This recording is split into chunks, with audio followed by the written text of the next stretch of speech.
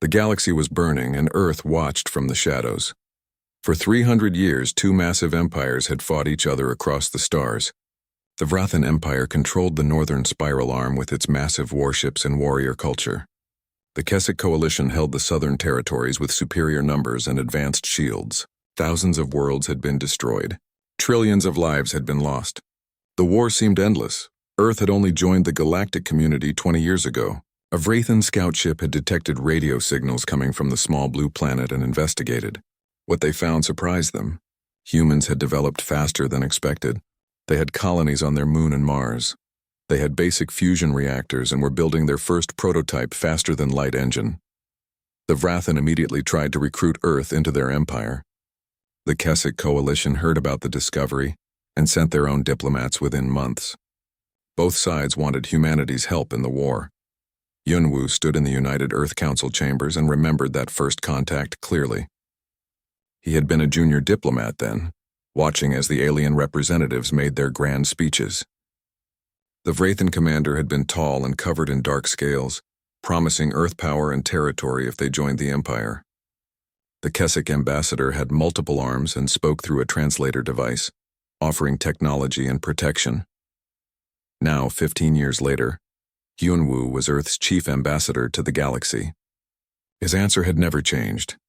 Earth remains neutral, he said firmly to the Vrathan general who stood before him. The holographic communication made the alien look even more imposing, but Hyunwoo had learned not to be intimidated. "We will not take sides in your war." The general's eyes flashed with anger. "Your people are foolish. The galaxy respects only strength. Neutrality is weakness." "Perhaps," Hyunwoo replied calmly, "but it is our choice to make." The transmission ended abruptly. Hyunwoo sighed and looked out the window of the orbital station. Earth floated below, beautiful and peaceful. He intended to keep it that way.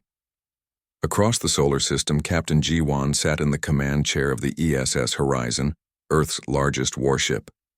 It was barely a frigate by galactic standards, but it was the pride of humanity's small defense fleet. She monitored the sensor displays that tracked ship movements throughout the sector. "Another battle in the Kepler region," her tactical officer reported. "Looks like a major engagement. At least 40 capital ships on each side." Ji-won studied the data. The battle was 12 light-years away, far enough that Earth was safe but close enough to be concerning. The war had been creeping steadily toward human space for the past 5 years. "Keep monitoring," she ordered. "I want updates every hour." Her crew went back to work. Ji-won had served in Earth's Navy for 18 years, since she was 20 years old. She had watched the fleet grow from a handful of patrol boats to a respectable defensive force, but she knew the truth that everyone in the military understood. If either the Vrathan or the Keswick decided to attack Earth seriously, humanity would lose. The aliens had weapons that could crack planets. They had shields that could withstand nuclear explosions. Their smallest fighters were faster and better armed than Earth's best ships. Humanity had survived this long only because both empires considered them too primitive and too far away to bother with. That suited Ji-won just fine. Let the aliens think humans were weak and irrelevant. Let them fight their stupid war and leave Earth alone. In the research facility on Luna, engineer Subin worked late into the night. Her laboratory was deep underground, hidden beneath hundreds of meters of rock and metal. Only a few dozen people in the entire solar system knew this place existed. She adjusted the settings on her testing apparatus and ran another simulation. The holographic display showed a ship entering faster than light travel, but using a completely different method than the aliens used. Where galactic ships used exotic matter to warp space, Subin's design used something else entirely, something humans had discovered on their own. The simulation completed successfully. Subin allowed herself a small smile. They were getting closer. "Still at it?" her assistant Dong-hyun asked, entering the lab with 2 cups of coffee. "Always," Subin replied, accepting the drink gratefully. "How are the weapon tests going?" Dong-hyun's expression turned serious. "Better than expected. The kinetic accelerators exceeded design specifications. The targeting AI is learning faster than we predicted, and the electronic warfare suite can crack Vrathan and Keswick encryption in under 2 minutes." Subin nodded slowly. Earth's secret weapons program had been running for 10 years, ever since the government realized that neutrality might not always protect them. If humanity ever needed to fight, They would need every advantage they could create. Good, she said. Keep it quiet. The longer the galaxy thinks we're harmless, the safer we are. On Mars colony, Soldier Minsu completed his training exercise and removed his helmet. The red dust of Mars covered everything, but he had grown used to it. He had been born here, in one of the first permanent settlements outside Earth. His squad gathered around as their instructor reviewed their performance. They had been practicing urban combat scenarios, preparing for threats that might never come. Minsu hoped they never would. He had joined the Colonial Defense Force to protect his home, not to fight in some galactic war. Good work today, the instructor said. You're dismissed. As the squad dispersed, Minsu's friend Kyung-soo walked beside him. Do you think we'll ever have to use this training for real? Minsu shrugged. I hope not. But my father always said it's better to have weapons and not need them than to need them and not have them. Your father was a wise man. They walked back to the barracks in silence. Above them, through the dome that protected the colony, they could see the stars. Somewhere out there, aliens were killing each other by the millions. Minsu was grateful that Earth had chosen to stay out of it. Back in the council chambers, Hyunwoo received another transmission. This time it was from the Keswick Coalition. Their ambassador was polite but insistent. Ambassador Hyunwoo, we must urge you to reconsider your position. The Vrathan are winning. If they achieve total victory, they will turn their attention to unaligned worlds like yours. Join us now while there is still time. Hyunwoo had heard this argument many times. We appreciate your concern, but Earth's position has not changed. We wish both sides would pursue peace instead of war. The Keswick ambassador made a gesture that the translator interpreted as frustration. Peace is not possible with the Vrathan. They understand only conquest. Your neutrality will not protect you forever. Perhaps not, Hyunwoo admitted. But for now it is enough. The transmission ended. Hyunwoo sat alone in the quiet chamber and wondered how long Earth's isolation could last. The galaxy was changing.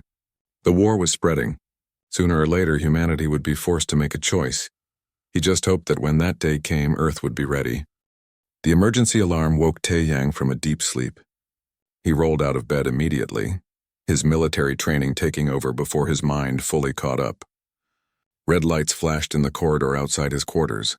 Other colonists were emerging from their rooms, confused and frightened.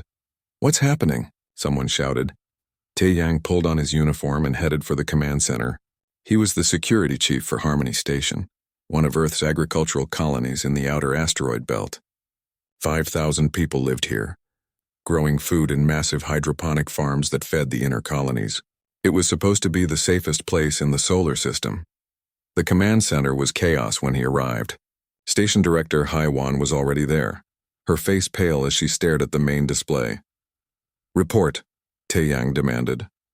The sensor operator, a young woman named Bo-Ra, turned to him with wide eyes. Ships, sir. 15 of them. Unknown configuration, but they matched the database profiles for Vrathan warships. They're surrounding the station. Tae-yang felt his blood run cold. Hail them. Ask what they want. Bo-Ra worked her console frantically. They're not responding to hails. Wait. Incoming transmission. The main screen flickered and showed the bridge of an alien warship. A Vrathan commander stared at them with cold eyes. His scales were scarred and burned. He looked like he had been fighting for a very long time. Human colony, the Vrathan said, his voice translated by their system. This is Commander Veltar of the Vrathan Empire. Your station contains supplies we require. You will surrender them immediately. Director Haiwan stepped forward. This is Director Haiwan of Harmony Station. We are a civilian agricultural facility. We are neutral in your war. Under galactic law, you cannot raid neutral territory. Veltar laughed. It was an ugly sound. Galactic law is for those with strength to enforce it. You have no strength. You will comply or be destroyed. We are citizens of Earth, Haiwan said firmly. If you attack us, Earth will respond. Your primitive planet? Veltar sneered. We have fought the Keswick Coalition for 300 years. We do not fear humans. You have 10 minutes to open your cargo bays. If you resist, we will take what we need from your wreckage. The transmission cut off. Tae-yang looked at Haiwan. We need to evacuate. Get everyone to the escape pods. There are 5,000 people on this station, Haiwan said desperately. We only have pods for 3,000. This was supposed to be a safe colony. We never thought I know, Tae-yang interrupted. But we have to try. Sound the evacuation alarm. Get the children and elderly to the pods first. I'll try to buy us time. As Heywan activated the evacuation protocols, Taeyang opened a secure channel to Earth. The message would take 8 minutes to reach the home planet. He prayed someone was listening. This is Security Chief Taeyang of Harmony Station. We are under attack by Vrathan forces. They are demanding our supplies. We are evacuating but have insufficient escape capacity. We need immediate assistance. Repeat, we are under attack. He sent the message and turned to his small security team. There were only 12 of them, armed with basic weapons meant for dealing with accidents and disputes, not alien warships. Spread out through the station, he ordered. Help with the evacuation. If the Vrathan board us, do what you can to slow them down. The 10 minutes passed too quickly. Taeyang watched as hundreds of colonists crowded into escape pods. Families were torn apart. Parents pushed their children into pods and stayed behind. Young people gave their spots to the elderly. It was chaos and heroism mixed together. The Vrathan didn't wait for the full 10 minutes. The station shook as the alien ships opened fire. Not enough to destroy Harmony Station completely, just enough to cripple it. Explosions rocked the northern section. Atmosphere began venting into space. Alarms screamed throughout the facility. They're boarding, Bora reported, her voice shaking. Docking at 6 different points. Taeyang grabbed his weapon, a simple plasma rifle meant for emergencies. Launch all loaded pods. Do it now. The escape pods began ejecting from the station. Taeyang watched as they scattered into space, heading for the inner colonies. Maybe 2,000 people had made it off. That left 3,000 still on board. The first Vrathan soldiers came through the airlock near the command center. They were massive, over 2 meters tall, covered in armor that made them look even larger. They carried weapons that hummed with deadly energy. Taeyang fired at them. His plasma bolt hit the lead soldier's shield and dissipated harmlessly. The Vrathan returned fire. The shot went wide, but it punched a hole through the wall behind Taeyang. Fall back, he shouted. Get to the interior sections. But there was nowhere to run. The Vrathan were everywhere, moving through the station with military precision. They weren't trying to kill everyone, Taeyang realized. They were herding the colonists together, rounding them up like animals. In the central plaza, over 1,000 colonists were forced to their knees. Taeyang was among them, his weapon taken, his hands bound. He watched helplessly as the Vrathan soldiers moved through the crowd, separating people. The young and healthy were pulled to one side. The old and sick were left on the other. Commander Veltar walked through the plaza, inspecting his hall. He stopped in front of a woman holding a small child. The woman was young and strong. The child was maybe 5 years old. This one comes with us, Veltar said, pointing at the woman. The child stays. No, the woman screamed. Please, he's my son. A soldier grabbed her and pulled her away. The child cried and reached for his mother. Another colonist, an older man, scooped up the child and held him as the boy wept. Taeyang felt rage burning in his chest. He struggled against his restraints. You can't do this. The galaxy will... Veltar struck him across the face. Taeyang tasted blood. The galaxy will do nothing, Veltar said. We need workers for our factories. We need food for our armies. Your station will provide both. Consider yourselves lucky we didn't simply kill you all and take everything. Over the next hours, Taeyang watched as the Vrathan stripped Harmony Station of everything valuable. Food, equipment, medical supplies, even the hydroponic systems themselves were torn out and loaded onto the alien ships. 1,200 colonists, all young and healthy, were marched onto transport vessels. The rest were left behind on the crippled station with barely enough life support to survive. Taeyang's wife was among those taken. He watched her board the transport ship, her eyes finding his across the plaza. He tried to memorize her face, afraid he would never see her again. When the Vrathan ships finally departed, they left Harmony Station broken and dying. The remaining colonists worked frantically to seal hull breaches and restore life support. Director Haiwan coordinated the repairs with quiet determination, but Taeyang could see the despair in her eyes. They sent another message to Earth, this time with full details of what had happened. The response came 9 hours later.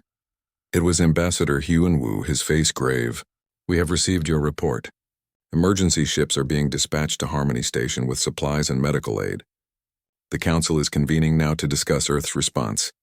Taeyang sat in the damaged command center and stared at the message. Earth's response. What would that even mean? Humanity had stayed out of the Galactic War for 20 years. They had no real military power. The Vrathan had just proven that Earth's neutrality meant nothing. He thought of his wife, somewhere on a Vrathan ship, being taken to some unknown factory world to work as a slave. He thought of all the other colonists who had been stolen. He thought of the children left behind without parents. Something had to be done. Earth had to do something. But what could humanity possibly do against an empire that had fought for 300 years? What could a species that had barely reached the stars do against warships that could crack planets? Tai Yang didn't know. He only knew that if Earth did nothing, it would prove the Vrathan right. Humanity would be nothing but prey, weak and defenseless, waiting to be devoured by the stronger predators of the galaxy. He refused to accept that. Earth had to be more than that. Humanity had to be more than that. The United Earth Council chamber was silent as the last of the testimony finished. Tai Yang stood at the podium, his voice hoarse from speaking. He had told them everything. Every detail of the Vrathan attack. Every colonist taken. Every life destroyed. Ambassador Hyun-woo sat at the head of the council table, his hands folded in front of him. Around him sat the representatives from every major nation and colony. They had listened for 3 hours. Now they had to decide. "Thank you, Chief Tae-yang," Hyun-woo said quietly. "Please wait outside while we deliberate." Tae-yang nodded and left the chamber. He walked to the observation deck and stared at Earth below. His home planet looked so peaceful from here. It was hard to believe that somewhere out in the darkness his wife was a prisoner. Inside the chamber, the debate began immediately. "We must respond," said Representative Jae-sung from the Korean Federation. "The Vrathan have committed an act of war. If we do nothing, they will see us as weak. Others will follow." "And what exactly do you propose?" asked Representative Namgi from Mars Colony. "Our fleet consists of 42 ships. The Vrathan have thousands. One battle and humanity would be wiped out. So we should do nothing?" Jae-sung demanded. "We should abandon our own people?" "I'm not saying that," Namgi replied. "I'm saying we need to be realistic." "We cannot win a military confrontation with the Vrathan Empire." The argument continued, voices rising. Some demanded immediate military action. Others counseled caution and diplomacy. A few suggested appealing to the Keswick Coalition for help, though everyone knew that was unlikely to work. Finally, Hyun-woo raised his hand for silence. "There is another option, one that we have kept secret until now. I believe it is time to reveal the truth." He pressed a button on his console. A holographic display appeared in the center of the room, showing a schematic of a ship unlike anything the council members had seen before. "For 10 years, Hyun-woo said, Earth has been preparing for this possibility. We hoped it would never come. We prayed our neutrality would protect us. But some of us knew better. Some of us understood that hope was not a strategy." He gestured to the hologram. "This is the Shadow-class destroyer. We have built 20 of them in secret facilities throughout the solar system. They use technology that the galaxy has never seen. They are faster, more maneuverable, and carry weapons that can pierce alien shields." The council members stared in shock. "How?" Namgi breathed. "How did we keep this secret?" "With difficulty," Hyun-woo admitted. "And with the help of people who understood what was at stake. Engineer Soo-bin has led the development program. I believe it's time she explained what we have created." Soo-bin entered the chamber. She looked tired. She had been working for 18 hours straight since the news of the Harmony Station attack reached her, but her voice was steady as she spoke. "The Vrathan and Keswick use exotic matter to achieve faster-than-light travel," she explained. "It's effective, but it has limitations. We developed a different approach using quantum field manipulation. Our ships are faster and leave almost no detectable signature." She changed the hologram to show a weapon system. "This is our primary armament. Kinetic accelerators that fire projectiles at significant fractions of light speed. The aliens rely on energy shields. These shields are designed to deflect energy weapons and slow fast-moving objects. But our projectiles are too fast and too dense. They punch straight through." "What about their armor?" someone asked. "Their armor is designed to withstand energy weapons," Soo-bin replied. "A solid projectile moving at 0.3 light speed will penetrate any armor we've studied. The kinetic energy alone is devastating." Another hologram appeared showing complex code and electronic systems. "We also developed electronic warfare capabilities. The aliens use sophisticated computer systems to control their ships, but their encryption and firewalls are based on 300-year-old technology. Our AI can crack them in under 2 minutes. Once we're in their systems, we can disable weapons. Shields, engines, life support, anything. The council members looked at each other with a mixture of awe and fear. How many ships do we have that are combat ready? Jae-sung asked.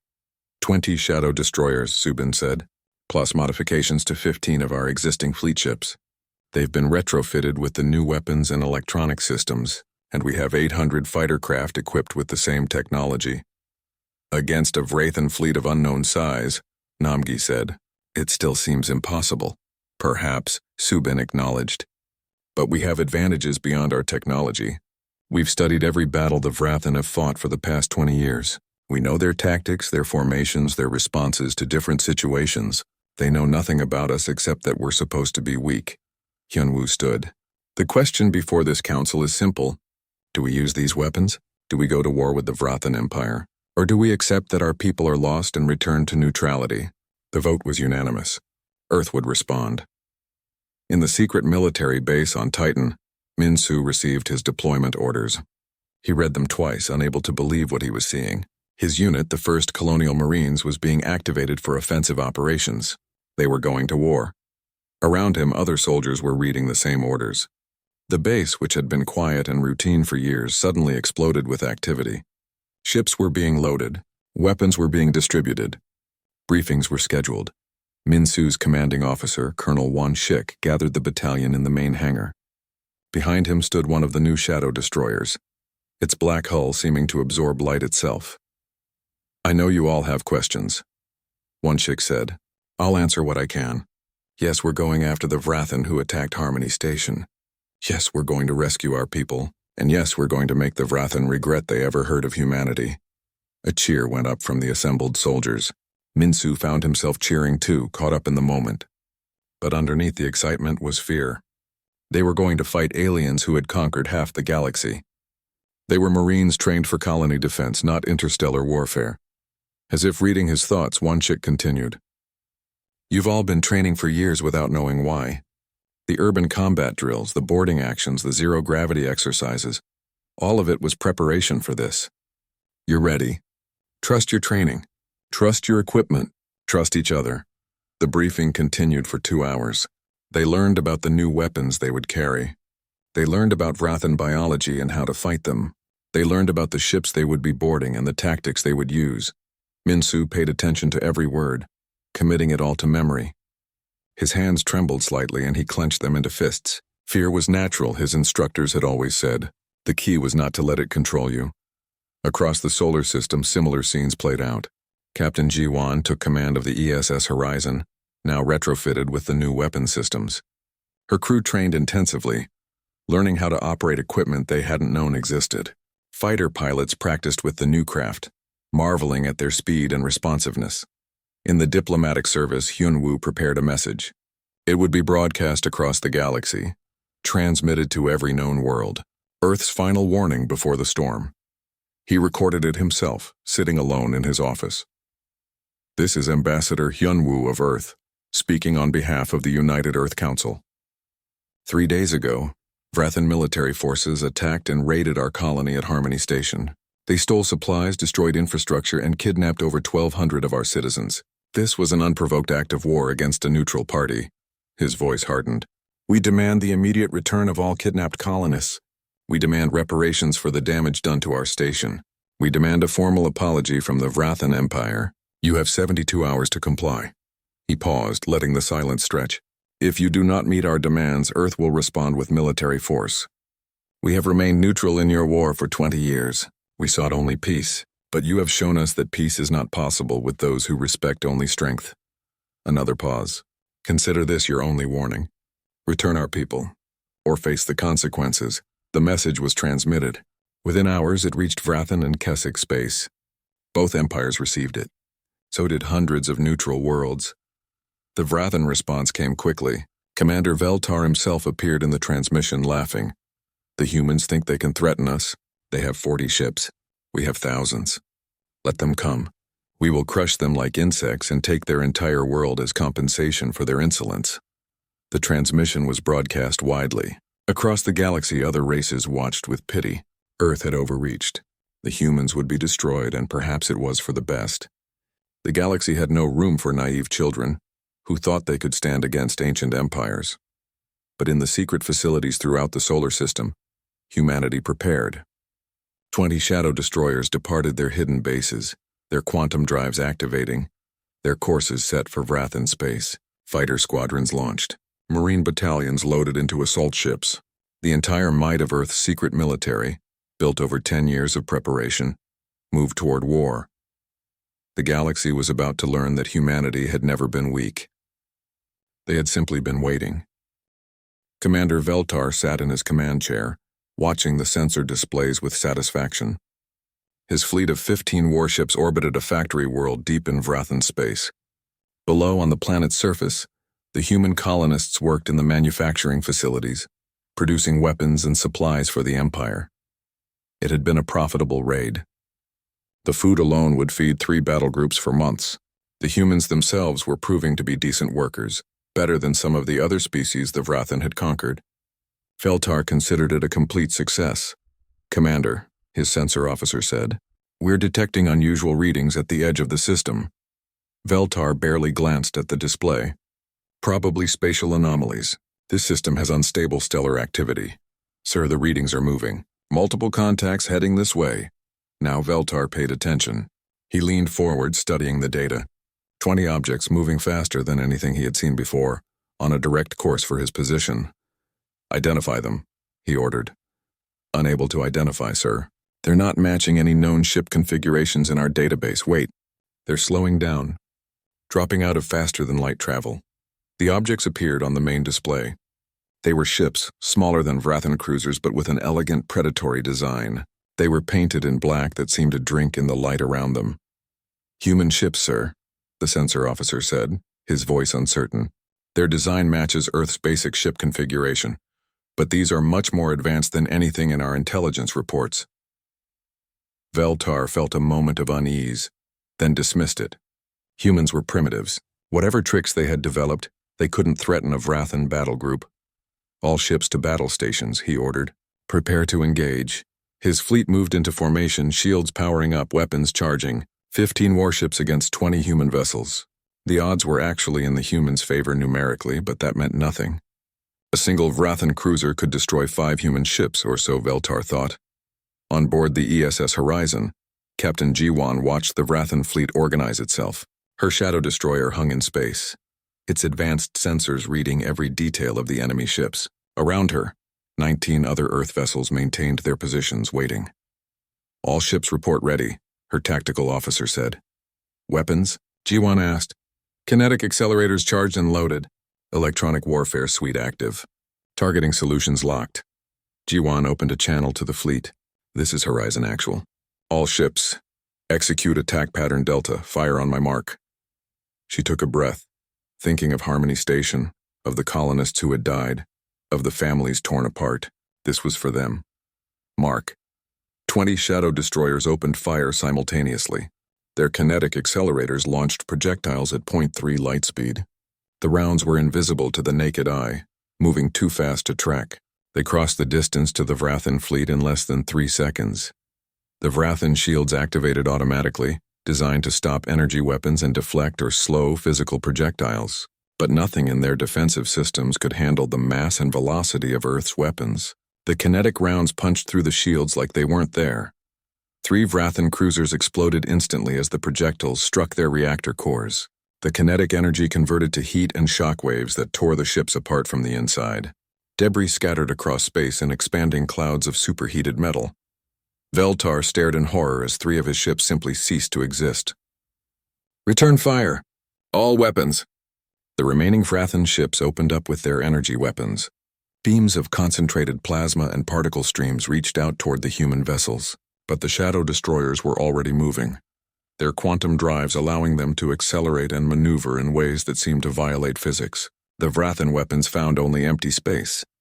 The second volley from the human ships struck home. 4 more Vrathan cruisers died, their hulls shattered, their crews vaporized. In less than 30 seconds, Veltar had lost half his fleet. "Retreat!" he screamed. "Jump to hyperspace!" His remaining ships tried to activate their faster-than-light drives, and nothing happened. "Sir, our navigation systems are not responding," his helmsman reported in panic. "All computer systems are experiencing errors."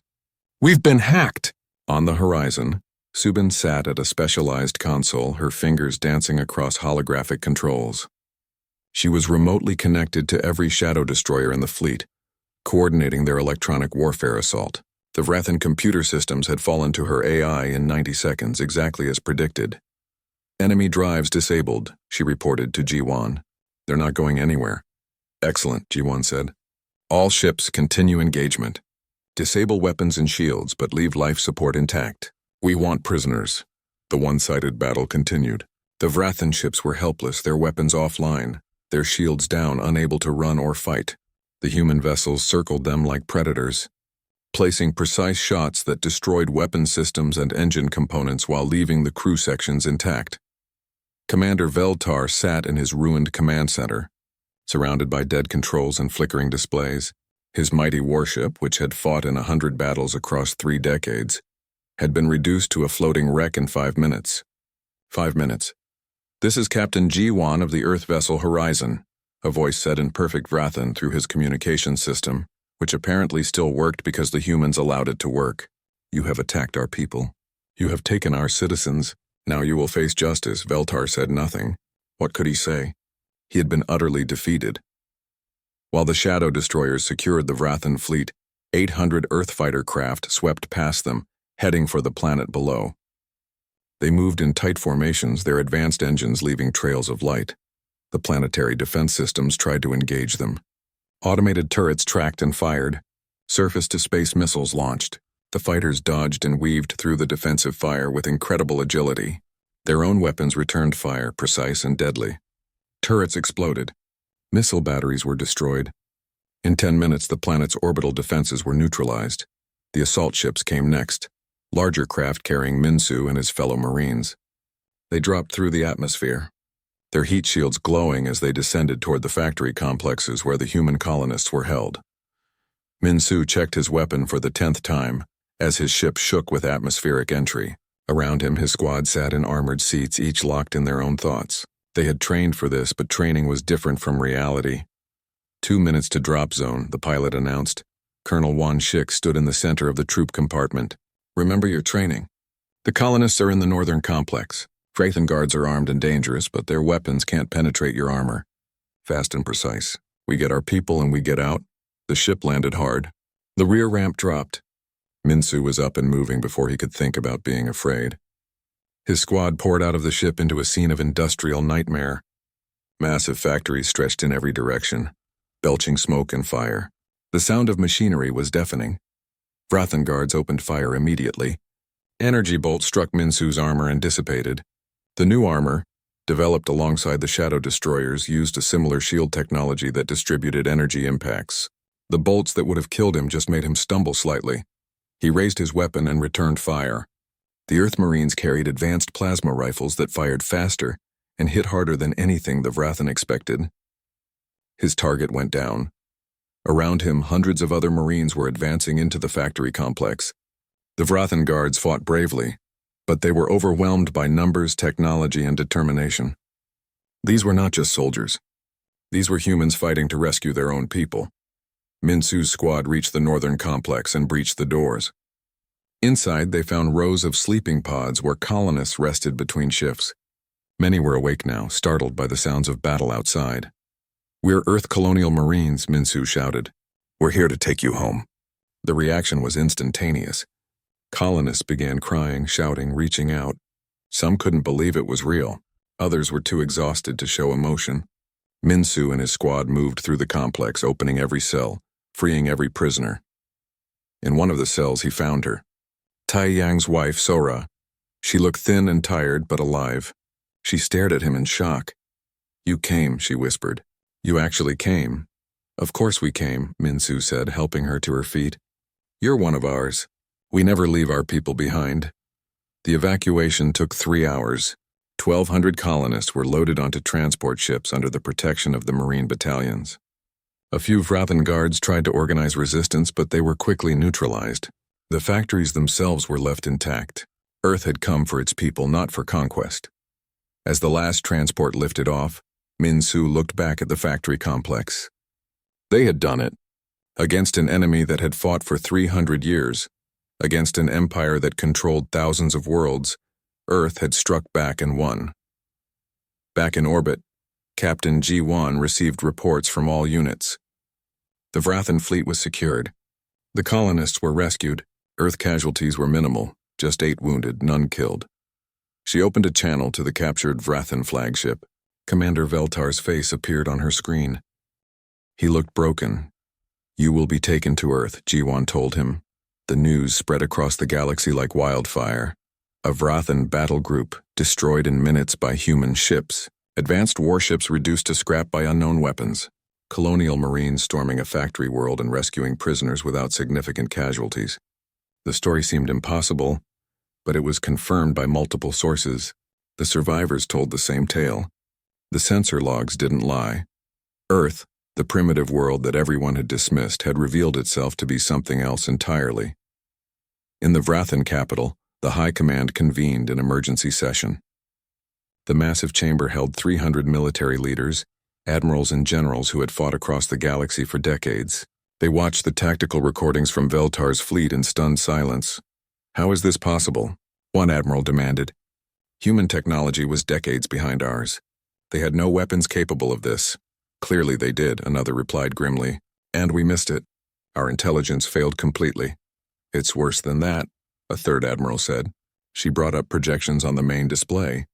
"If these humans can destroy our shields with kinetic weapons, if they can hack our computer systems, if their ships are faster than ours, then we have a serious problem. Every tactical doctrine we've developed is based on assumptions that are no longer valid." The room erupted in argument. Some called for immediate retaliation. Others urged caution. A few suggested suing for peace before Earth struck again. Similar debates were happening in the Keswick Coalition. Their intelligence services had intercepted the same recordings. Their analysts came to the same conclusions. If the humans could defeat the Vrathan so easily, they could defeat the Keswick just as easily. Both empires sent urgent messages to their forward fleets. "Stay away from Earth space. Do not engage human ships. Treat them as a major military power." But Earth wasn't finished sending messages. Ambassador Hyunwoo stood on the bridge of the ESS Horizon as it entered a neutral system at the edge of both empires' territories. This system held a space station that served as a meeting place for diplomats and traders from across the galaxy. It was one of the few places where Vrathan and Keswick could meet without fighting, and now Earth had come here too. The shadow destroyers emerged from quantum drive in perfect formation around the station. Their sudden appearance caused panic. Ships scattered. The station activated its defensive shields and sent out distress calls. "This is Ambassador Hyunwoo of Earth," he broadcast on all frequencies. "We mean no harm to this station or its inhabitants. We have come to deliver a message to the Vrathan Empire and the Keswick Coalition." Slowly, the panic subsided. Ships stopped fleeing. The station lowered its shields cautiously. Within hours, representatives from both empires arrived. The Vrathan sent Admiral Keshvar, a veteran warrior with medals covering his chest. The Keswick sent Counselor Rindal, a diplomat with 6 arms and 3 eyes. They met Hyunwoo in a neutral conference room, surrounded by security forces from all 3 parties.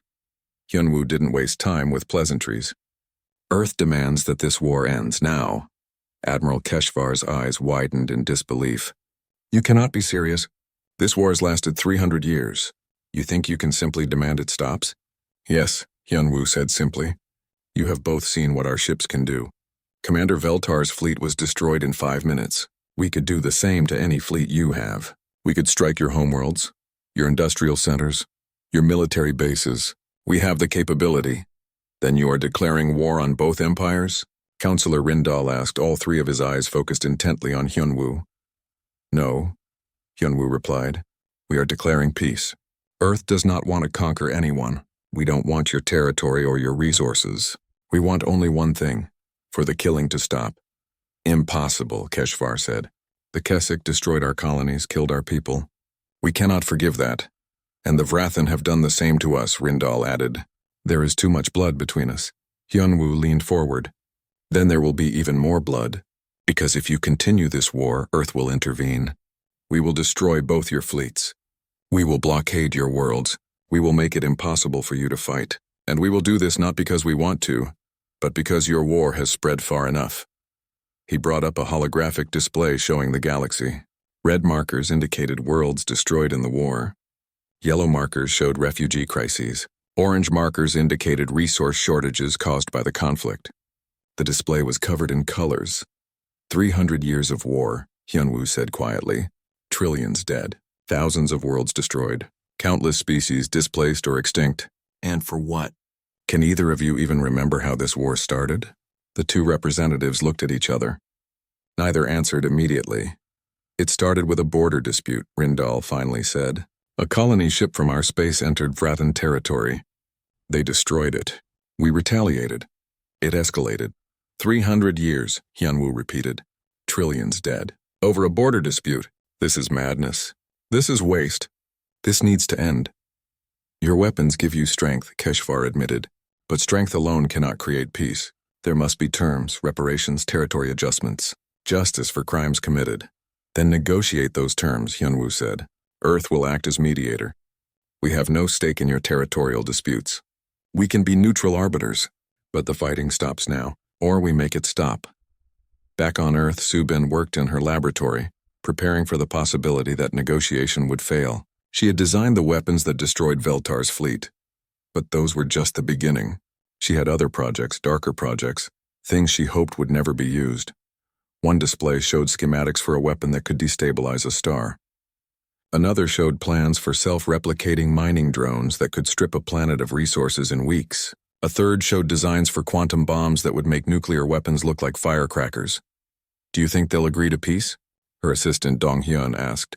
Subin didn't answer immediately. She stared at her designs, at the instruments of destruction she had created. I hope so, she finally said. Because if they don't, we'll have to use these.